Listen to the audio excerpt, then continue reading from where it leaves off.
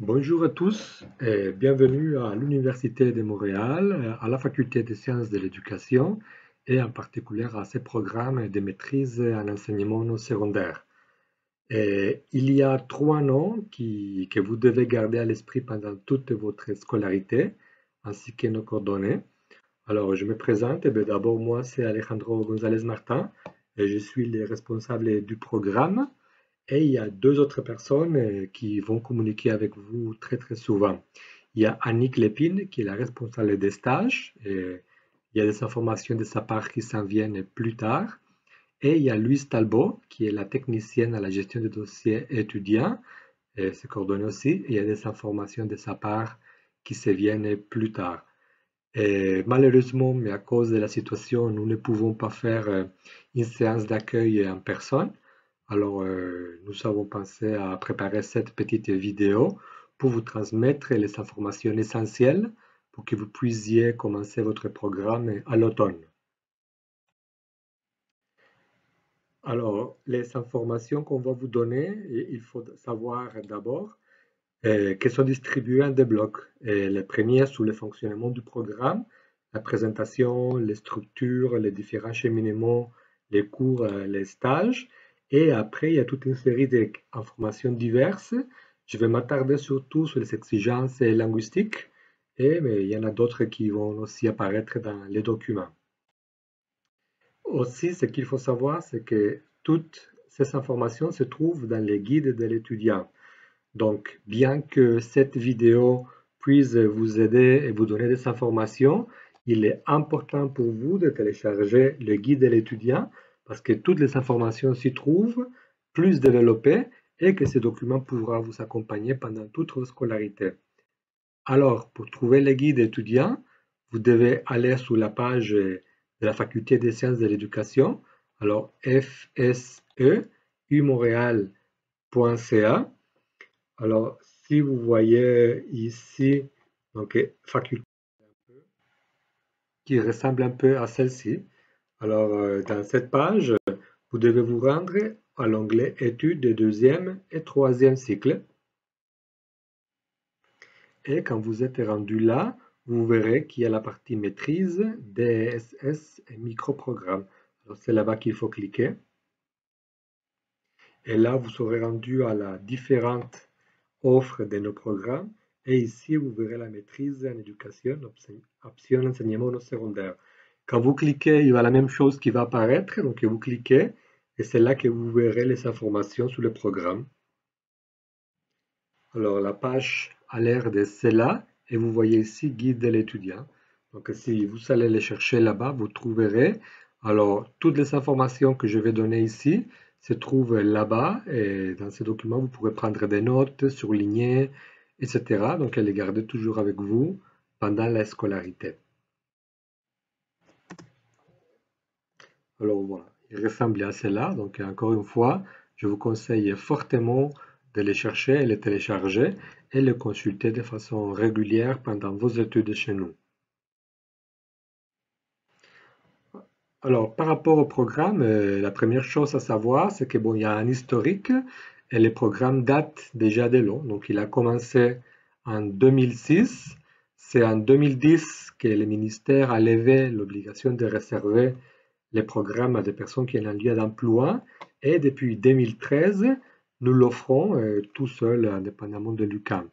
Donc, voilà, en gros, c'est les dates importantes à retenir et qu'il y a quatre options: sciences et technologies, mathématiques, français et univers social.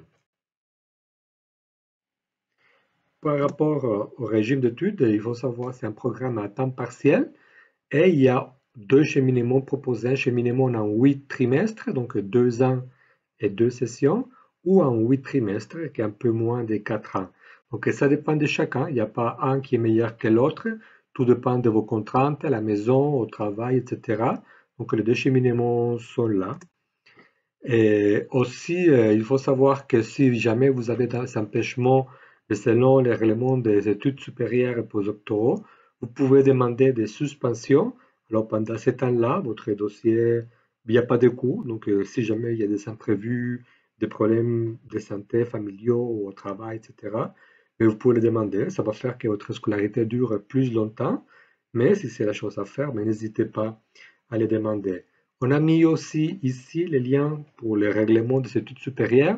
Alors, une chose importante à garder à l'esprit, c'est que dans ce programme, vous avez comme les pieds dans deux facultés.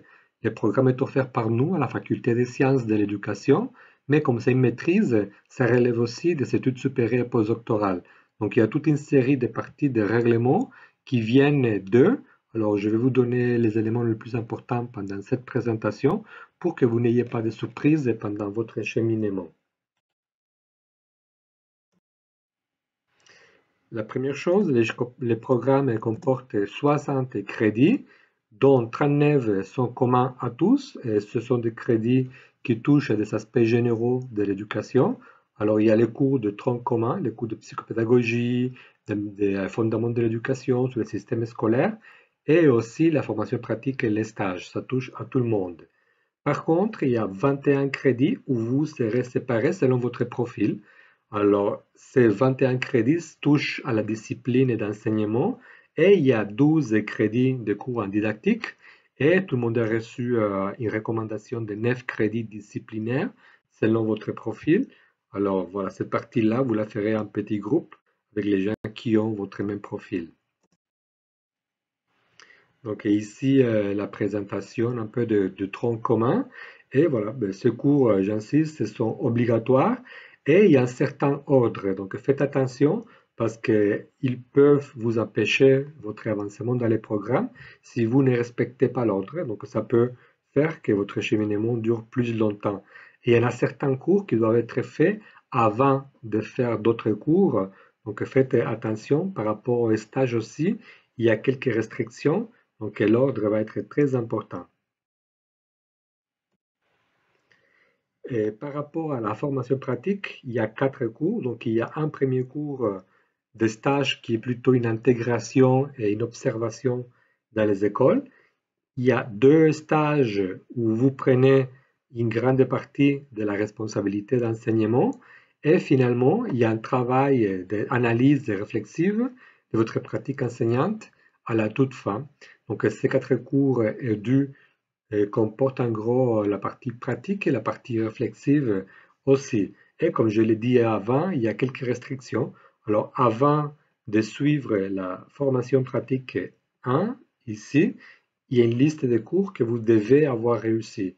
Alors faites attention et mettez ça en priorité parce que si ça vous bloque pour les stages sont offerts qu'une fois par année.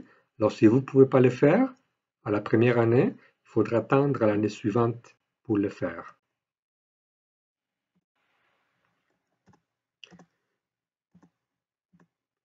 Aussi, comme je l'ai dit tantôt, mais voilà, les premiers stages, c'est plutôt d'observation. Et les 2 autres pratiques, c'est là où il y a la gestion des classes et où on va voir aussi les aspects didactiques et de votre maîtrise du contenu dans le deuxième. Et c'est un élément important. Un échec dans n'importe lequel de ces 3 stages implique l'exclusion du programme. Alors faites très attention. Si vous éprouvez des difficultés, mais n'hésitez pas à communiquer avec les responsables des stages ou avec vos superviseurs des stages pour qu'on puisse vous aider. Mais si vous vous rendez à la fin et qu'il y a un échec, vous serez exclu du programme. Aussi, si vous n'avez pas de lien d'emploi, c'est l'Université de Montréal qui va s'occuper de votre placement. Alors, évidemment, on peut prendre en compte comment dire, vos préférences, mais ça est conditionnel à l'offre du milieu. Alors, nous ferons ce qu'on peut, mais on ne peut pas garantir qu'on va vous placer là où vous vouliez ou là où vous préférez. Alors, pour les protocoles de placement, on va voir tantôt, il faut toujours utiliser votre adresse umontréal.ca. Plus tard, on va voir un peu quelques instructions. Mais voilà, ça dépend de nous et de nos ententes, les commissions scolaires. Donc, ce n'est pas vous qui sollicitez les écoles, c'est nous qui allons nous occuper. Et tantôt, je vous redonne les coordonnées de la responsable des stages, Annick Lépine. Et en cas de doute, ben, vous pourrez aussi discuter avec elle. Donc, les 2 activités qui vont ouvrir et fermer votre pratique professionnelle, ça va être la première activité, une intégration des apprentissages une première partie de réflexion et la partie de réflexion et analyse de sa pratique enseignante à la toute fin de votre cheminement. Et au milieu, il y a les deux stages où vous avez à faire la partie de gestion et d'enseignement. Alors, Annick a préparé ces beaux tableaux qui récapitulent un peu les informations sur les trois premiers stages, donc les premiers d'1 crédit et les deux autres de 6 crédits. Vous avez un peu les objectifs et un peu les spécificités ainsi que les cours qu'il faut avoir réussi. Alors, gardez toujours à l'esprit ces tableaux qui peuvent vous aider à vous organiser et aussi à savoir ce qui s'en vient. Aussi, ben voilà, Annick a préparé aussi ces petits tableaux avec la formule, comment ça va travailler pour les stages et aussi déjà une date importante pour une première rencontre pour organiser la première activité. Donc encore une fois, ici, il y a les coordonnées d'Annick. Alors en cas de doute, etc., vous pouvez communiquer avec elle. J'insiste aussi sur le fait que cette rencontre est obligatoire, donc vous êtes informé dès maintenant de la date. Et alors, renseignez-vous et faites tout ce qui est nécessaire pour ne pas rater cette rencontre.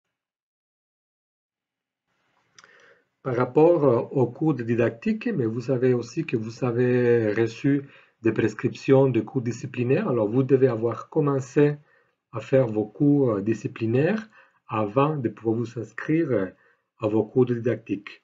Et il y a certains parmi vous, certains parmi les personnes qu'on a admises, qui ont aussi une prescription de cours préparatoires ou complémentaires à suivre. Et ces cours doivent être suivis aussi avant les cours de didactique. Et je donnerai quelques informations supplémentaires tantôt. Alors ici, vous avez la liste de tous les cours didactiques du programme selon les différentes spécialités. Ces listes se trouvent dans les guides de l'étudiant, alors n'hésitez pas à les consulter. Et il est très important que les 3 cours qui ont été recommandés par les responsables disciplinaires soient suivis et ils font partie des 60 crédits compris dans le programme. Donc tout le monde, tous les étudiants admis au programme ont reçu une recommandation de 3 cours disciplinaires à suivre. Donc ces cours font partie des 60 crédits qui font partie du programme. Et voilà, comme je l'ai dit tantôt, il ne faut pas confondre avec les cours préparatoires. Dans certains cas, dans certains dossiers, il y a eu des étudiants qui avaient des faiblesses, donc soit pas la note moyenne minimale pour l'admission, soit les dossiers manquaient de quelques cours. Alors, à certaines personnes, on leur a demandé aussi de faire des cours préparatoires qui peuvent aller de 3 à 15 crédits et ils sont une condition d'admission et la réussite est nécessaire pour une admission définitive dans les programmes. Alors, il ne faut pas confondre. Ces cours ici, les cours préparatoires, ne font pas partie des 60 crédits qui sont dans les programmes. Tandis que les 3 cours qu'on vous a prescrits à tous, eux, oui, ils font partie de ces 60 crédits. Alors ici, vous avez une liste avec quelques-uns de cours disciplinaires qu'on souvent on recommande aux étudiants qui font partie de cette recommandation. Cette liste se trouve aussi dans les guides de l'étudiant. Et par rapport au cheminement, comme je l'ai dit, le programme est à temps partiel. Par contre, dans presque tous les trimestres, vous pouvez être inscrit à 9 ou même 12 crédits selon vos choix. Il peut être suivi, comme on l'a vu tantôt, en 8 trimestres ou en 11 trimestres ou en plus, donc ça dépend de vous. Alors, il faut toujours respecter les cheminements et l'ordre de cours. Et voilà, si certains d'entre vous ont besoin d'un nombre de crédits pour de bourses, mais sachez qu'on peut être inscrit un minimum de 3 crédits, mais il est possible d'avoir jusqu'à 12 crédits. Les cours que nous offrons à la faculté, la plupart, sinon tous, sont offerts le soir. Donc ça facilite la possibilité d'avoir le travail ou de s'occuper des enfants et venir à la faculté le soir pour le cours. Par contre, les 3 cours disciplinaires que vous avez reçus en recommandation, eux sont des cours de premier cycle qui dépendent d'autres facultés, pas de nous. Donc nous n'avons aucun contrôle sur les horaires. Donc certains vont se donner la journée, certains vont se donner le matin, Certains vont se donner le soir, donc il faut toujours surveiller les horaires. Et j'insiste, ce sont des cours disciplinaires qui ne dépendent pas de nous. Alors nous n'avons aucun contrôle sur les horaires de ces 3 cours-là. Aussi, et ça c'est une conséquence, comme notre programme dépend aussi de cette étude supérieure postdoctorale, alors pour rester dans les programmes, vous devez maintenir toujours une moyenne générale de B- dans les programmes.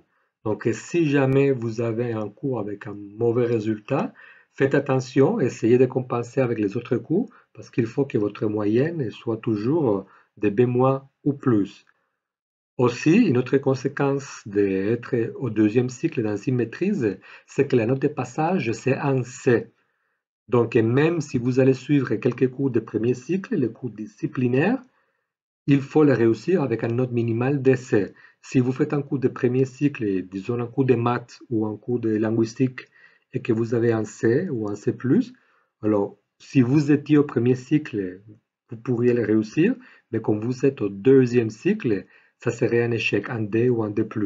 Donc gardez toujours à l'esprit, il faut avoir un C ou plus dans vos cours parce que C, c'est la note de passage au deuxième cycle. Si jamais vous échouez en cours, mais vous pouvez les reprendre, mais il faut les reprendre tout de suite dès qu'il sera offert. Vous ne pouvez pas les laisser pour plus tard. Et un double échec, si vous avez 2 échecs dans les mêmes cours, mais malheureusement, vous serez exclu du programme. Alors faites très attention, organisez-vous par rapport à cette information. Alors ici, vous avez les cheminements en cours sur 8 trimestres, donc 2 ans et 2 sessions. Il se trouve sur le guide de l'étudiant. Et ici, vous avez les cheminements longs proposés sur 11 trimestres, donc presque 4 ans. Et lui aussi, il se trouve dans le guide de l'étudiant. J'insiste, si jamais vous demandez des suspensions, il est possible de ne pas prendre de cours pendant certains trimestres, mais cela va avoir comme conséquence que vous passerez plus de temps dans les programmes parce qu'il y a plusieurs cours avec des préalables, etc., comme on l'a vu tantôt. Donc tout cela couvre les informations générales du programme et les cours, comment ça fonctionne. Et évidemment, dans cette vidéo, on fait un survol rapide, alors n'hésitez pas à consulter les guides de l'étudiant. Maintenant, je vais vous donner quelques informations diverses et je vais m'attarder surtout dans la partie linguistique. Pour le reste, bon, on peut passer plus rapidement et encore les informations sont toujours sur le guide de l'étudiant. Alors, par rapport aux exigences linguistiques, il y a plusieurs épreuves de français à passer. D'abord, il y a le test de français international, le TFI. Mais lui, ce n'est pas pour tous les étudiants admis à la maîtrise. C'est seulement pour les candidats dont les études antérieures n'ont pas été faites en français. Alors, si c'est votre cas, si vous avez un diplôme qui est fait ailleurs, dans une langue qui n'est pas le français, vous serez convoqué par les centres de communication écrite de l'université et vous devez réussir les TFI pour l'admission dans les programmes. Après, il y a un autre test qui est fait par tous les étudiants. C'est le test diagnostic propre à l'université des Français Laval-Montréal, le TFLM, et tout le monde doit le suivre et il teste à vérifier les connaissances en français écrit. Donc, nous sommes une université francophone, alors il est essentiel que vous puissiez suivre les cours en français. Alors, pour commencer vos cours, il est important et nécessaire que vous ayez obligatoirement 75% ou plus dans les TFLM. Si vous avez moins de 75% dans les TFLM, de façon obligatoire, vous devrez suivre un cours de français dans votre premier trimestre. Donc le cours 10-10, français écrit pour futurs enseignants, qui visera à vous aider à combler les lacunes en français. Si par contre, dans votre TFLM, votre résultat est inférieur à 65%, vous devrez faire de façon obligatoire 2 cours de français. Les dits MIN9, grammaire pour futurs enseignants, et les dits 10-10, français écrit pour futurs enseignants. Alors, si vous êtes dans ces cheminements, dans ces scénarios, les cheminements courts en 8 trimestres, il est impossible parce qu'il y a trop de cours à suivre et ça va vous empêcher d'avancer au même rythme. Et alors, comme je l'ai dit, c'est obligatoire de s'inscrire à ce cours-là si votre résultat au TFLM n'est pas suffisant. dès la première année, alors il n'y a pas d'excuse pour ne pas le faire. Et si vous êtes parmi les étudiants qui ont un résultat qui doit faire le DIT 10-10, mais que vous souhaitez quand même faire le DIT 1009, il n'y a pas de problème. Donc là, c'est votre choix. Mais tout le monde qui se trouve ici doit faire le DIT 10-10. Les gens qui se trouvent ici devront faire encore le DIT 1009. Après cela, il y a aussi un autre test de français qui vient donné par le ministère de l'enseignement. C'est le TECFE, le test de certification en français écrit pour l'enseignement. Alors, vous devez le passer et il faut l'avoir réussi avant votre inscription au deuxième stage de prise en charge. Donc, faites attention pour vous organiser pour être capable de le réussir avant de faire le deuxième. Les tests de réussite, c'est de 70% à chacune des parties. Et aussi, nous, à la faculté, évidemment, en tant qu'enseignant, on est conscient que vous passerez beaucoup de temps à parler, communiquer avec les élèves.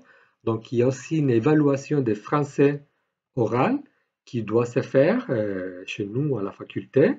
Elle se fait à la suite de votre premier cours de réflexion sur les stages et il doit se faire avant votre deuxième stage.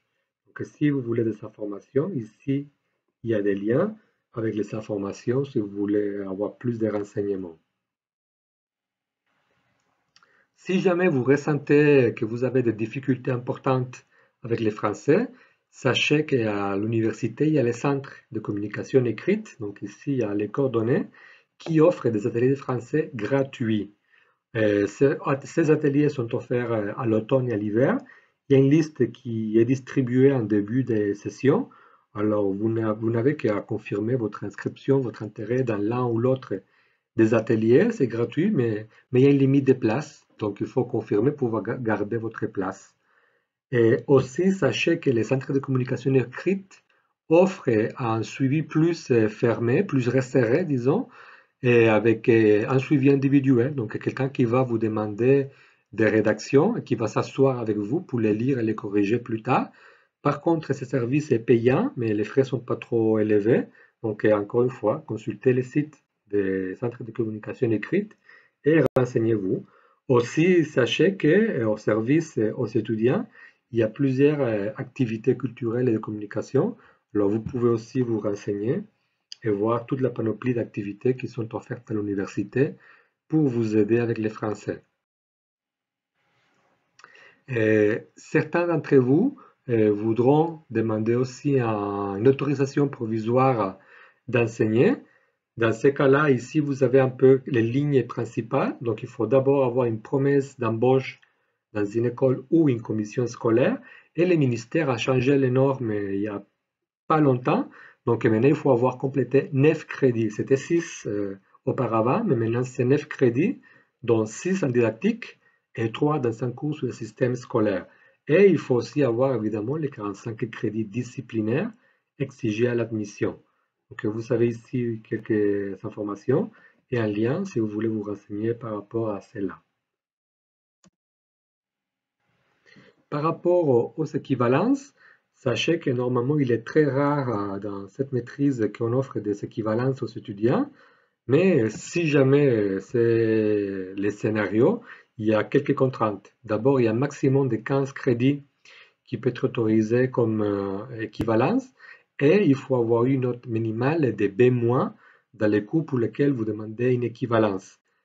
D'autres contraintes, il faut que le cours ait été fait il y a moins de 10 ans et qu'il ne se trouve pas dans les diplômes que nous avons utilisés pour vous admettre. Donc, si vous dites, ben, moi, dans mon diplôme, déjà, il y a tel cours, votre diplôme est pris comme base pour l'admission. Donc, tous les cours sont déjà pris comme base. Donc, on ne peut pas vous eximer de faire des cours au deuxième cycle à cause de votre premier diplôme.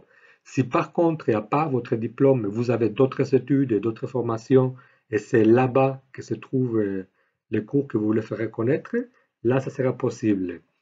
Et sachez aussi qu'on ne peut pas faire des reconnaissances entre des cours de premier cycle et de deuxième cycle. Donc, il faudrait forcément que vous ayez fait des cours de deuxième cycle, que vous passez question équivalente à des cours de notre programme pour pouvoir faire une demande d'équivalence. Donc, ici, vous savez le formulaire et si jamais vous avez des questions, n'hésitez pas à contacter la technicienne Louise Talbot. Donc ici, ses coordonnées. On a même mis son numéro de téléphone, mais bon, comme à l'automne, normalement, on va tous être à la maison. Donc la chose recommandée, c'est de la contacter à travers son adresse email. Plusieurs d'entre vous, si ce n'est pas tous, avaient déjà reçu des emails de sa part. Alors, pour toute communication avec elle, il y a plusieurs choses à garder à l'esprit. La première, elle s'occupe de plusieurs programmes, donc pas seulement que vous. Et alors, n'hésitez pas d'abord à vous identifier. Utilisez forcément votre adresse umoreal.ca. Alors, pour toute communication par rapport à vos études, votre suivi, votre dossier, il faut utiliser votre adresse umoreal.ca. Alors, déjà, ça nous sert comme identification et il faut préciser dans quel programme vous êtes. Alors, j'insiste, Louise Talbot s'occupe d'autres programmes. Donc, précisez dans votre message que vous êtes dans ces programmes, la maîtrise. Et là, vous pouvez communiquer pour poser vos questions ou vos inquiétudes. Sachez aussi que pour le cours d'automne, l'inscription se fait en ligne, mais par contre, Louise Talbot va superviser cela. Donc, si jamais vous vous inscrivez à des cours auxquels vous ne devriez pas vous inscrire, mais elle va communiquer avec vous pour les annuler. Comme je l'ai dit, il faut activer dès que possible votre adresse umoreal.ca. Donc ici, vous avez quelques informations sur comment les faire. Et j'insiste, ces informations se trouvent aussi sous les guides de l'étudiant. Alors n'hésitez pas à communiquer avec nous si jamais vous avez un problème. Mais normalement, avec toutes les informations sur les guides étudiants, vous devrez être capable d'activer votre adresse. Et j'insiste pour toute communication avec nous et les personnes qui s'occupent de vous dans les programmes, vous devez utiliser votre adresse umoreal.ca. Par rapport à la carte d'étudiant, mais aussi vous pouvez l'activer. Là, je dois avouer que comme la situation est un peu différente, je ne suis pas trop certain. Donc, vérifiez avec la page du registraire comment ça va fonctionner avec la carte d'étudiant. Mais si jamais vous voulez réserver des choses à la bibliothèque, etc., je ne sais pas comment ça fonctionnerait à l'automne, donc renseignez-vous. Mais si la bibliothèque fonctionne, c'est avec la carte d'étudiant qu'il faut le faire. Pour les CEPSOM aussi, les centres de sport, alors, il y a plusieurs choses qu'on ne sait pas trop comment ça va se passer à l'automne. Alors, renseignez-vous ici pour voir à quel point vous aurez besoin de votre carte d'étudiant. Et avec ces informations, mais on a couvert les éléments les plus importants qu'on voulait partager avec vous pour vous souhaiter la bienvenue chez nous. Donc, j'espère que ces informations vous seront utiles. N'hésitez pas à visionner la vidéo autant de fois que nécessaire, mais j'insiste toujours, n'hésitez pas à consulter les guides de l'étudiant où toutes les informations sont là, où elles sont développées. Et bien sûr, vous savez, dans cette présentation, les coordonnées électroniques de nous trois. Alors n'hésitez pas à communiquer avec nous. Donc sur ce, je vous souhaite un bon début de session avec nous à l'automne, et un bon cheminement, beaucoup de succès, un bon été et restez en santé. Merci beaucoup.